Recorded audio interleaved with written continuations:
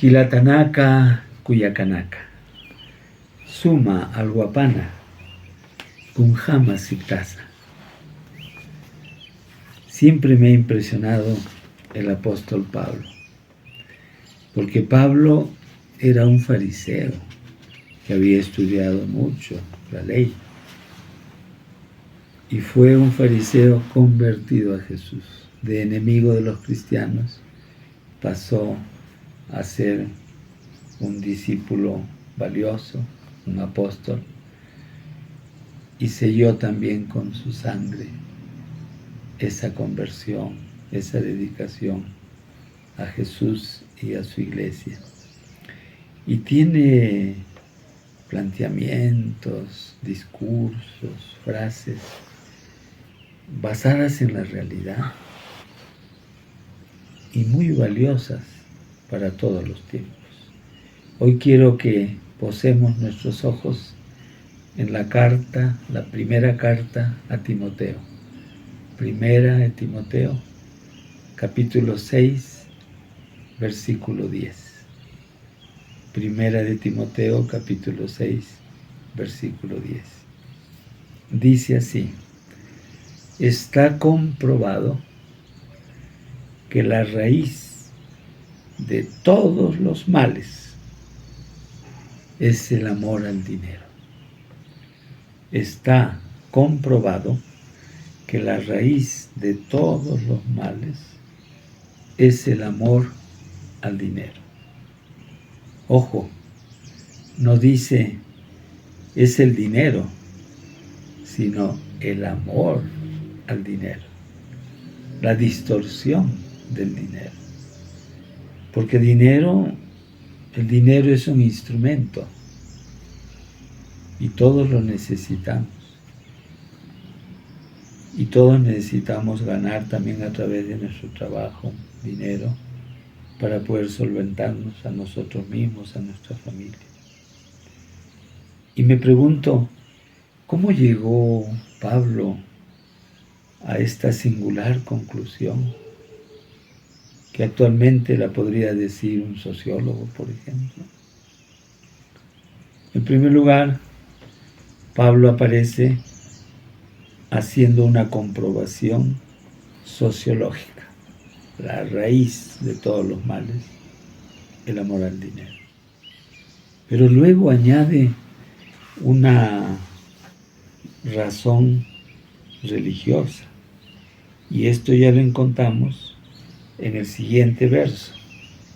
Y dice: por entregarse al dinero, algunos se han extraviado lejos de la fe.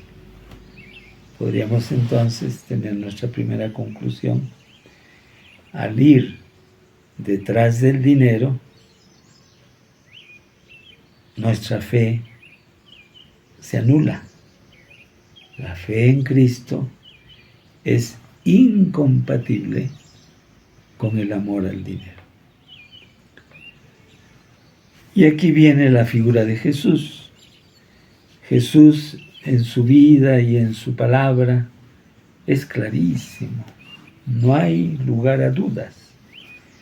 Dice que una vez un sacerdote en Madrid tenía que explicar ese texto del Evangelio en que Jesús había dicho: más fácil es que entre un camello por el hueco de una aguja que un rico entre al reino de los cielos.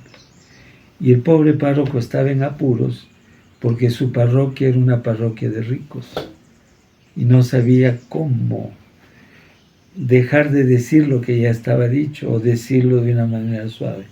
Dice que el pobre se demoró media hora para tratar de engañar a los que estaban ahí, que por supuesto, si explicaba bien el Evangelio, se iban a molestar, como se molestó el hijo de Cristóbal Colón, que fue gobernador a inicios del siglo XVI en la actual República Dominicana, cuando un dominico, Antonio de Montesinos, basándose en el Evangelio y en la Biblia, les dijo que lo que estaban cometiendo contra los pobladores, los indígenas, iba contra la voluntad de Dios y que debían retirarse de España.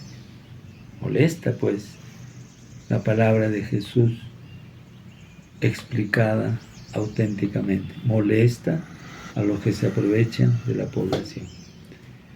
Jesús escogió vivir como hombre y profeta pobre, hijo de Dios, pobre.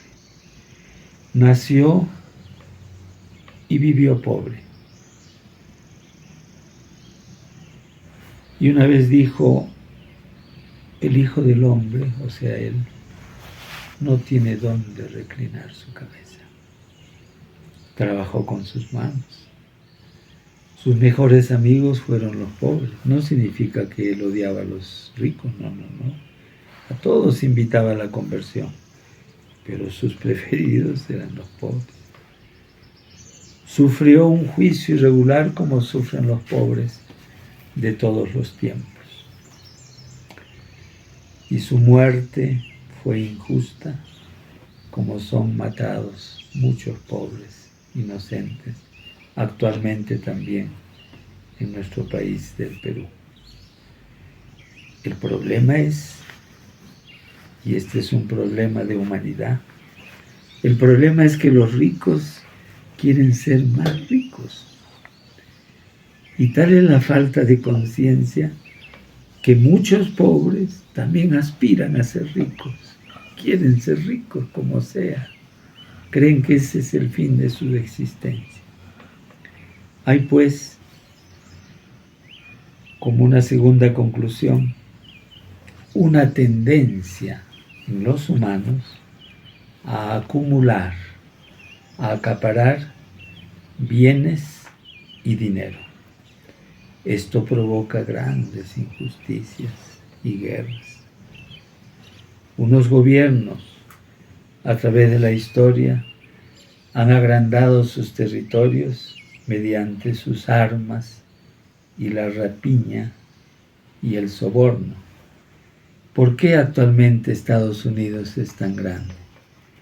Porque le robó la mitad de su territorio a México, con guerras y sobornando a algunos presidentes sin amor a la patria.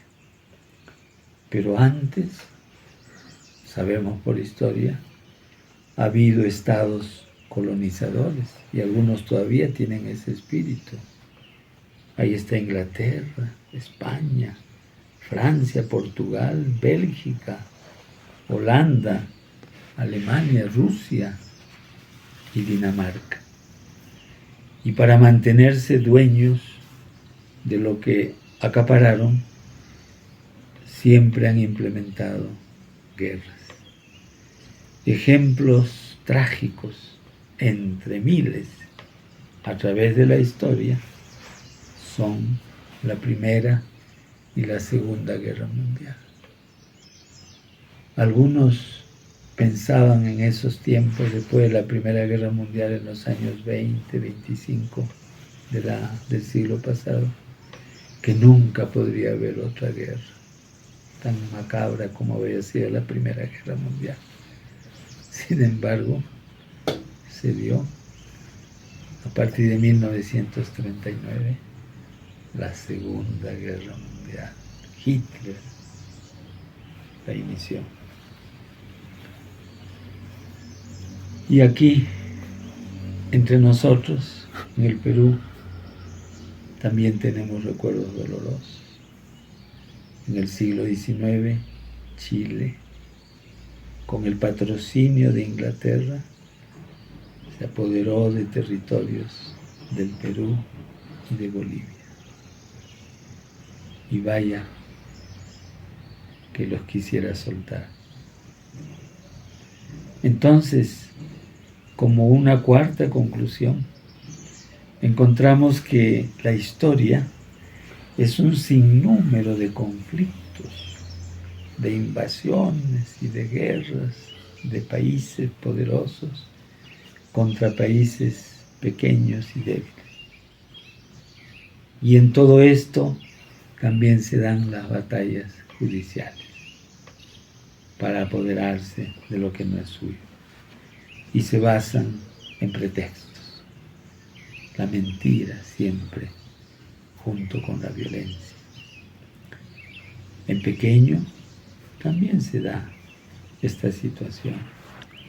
Y ustedes pueden recordar algunos de sus dirigentes en los barrios, en las urbanizaciones, que empiezan como dirigentes y se vuelven vendedores de terreno. En el campo, hermanos que se apropian de las herencias.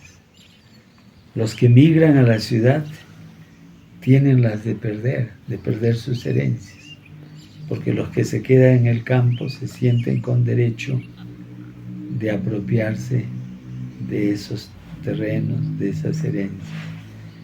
Y en muchos casos que yo conozco, cuando algunos que están en la ciudad quieren ir a ver sus terrenos en el campo, sus familiares los golpean y hasta los matan.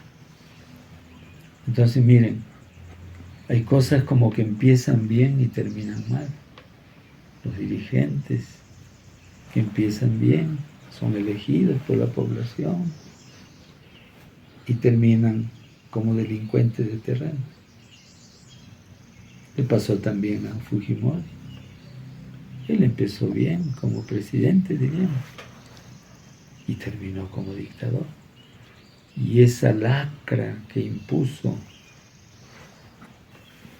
en la política continuó hasta ahora, a través de sus descendientes y simpatizantes. Él ya murió, pero el veneno sigue y está haciendo que mucha gente inocente realmente no solo sea pisoteada en sus derechos, sino que se la mate también. Por eso Pablo le dijo en esa misma carta a Timoteo, Timoteo, tú, hombre de Dios, huye de todo eso, o sea, del amor al dinero. Procura ser religioso y justo. Ahí está la última conclusión. Ser religioso significa ser justo. Si yo no soy justo, aunque sea bautizado, casado por la iglesia, sacerdote, obispo, papa, si no soy justo, en realidad no soy creyente ni seguidor de Dios. ¿Y nosotros qué decimos frente a eso? ¿Somos capaces de ver nuestro interior, de revisar a nuestra familia, a nuestra sociedad, a nuestra misma iglesia, para ver si realmente es una iglesia justa? Y con esto, amigos y amigas, con el cariño de siempre les digo, Jamo semana cama, Hiki sin cama.